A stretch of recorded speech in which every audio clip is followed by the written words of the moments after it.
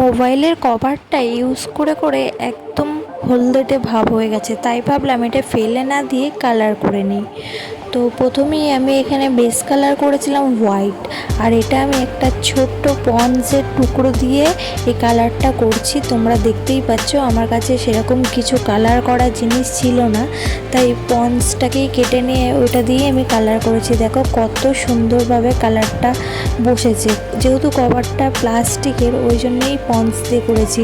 তুলি দিয়ে করলে কি হতো, কালারটা বসতো না ঠিকঠাক কভারটার ওপর। তারপরে দেখো আমি ফুলগুলো ডিজাইন করে নিচ্ছি হোয়াইট কালার দিয়ে। তারপরে এই যে সাইড দিয়ে বুটি বুটি বুটি বুটি ডিজাইনটা করলাম। জানি না এই প্রথমবার করলাম কেমন হয়েছে, মোটামুটি হয়েছে, খুব একটা হয়তো ভালো হয়নি। তো তোমাদের কেমন লাগলো অবশ্যই কিন্তু আমাকে কমেন্ট বক্সে জানিও। আর এটা হচ্ছে ফাইনাল লুক। তো টাটা সবাইকে, ভালো থেকো।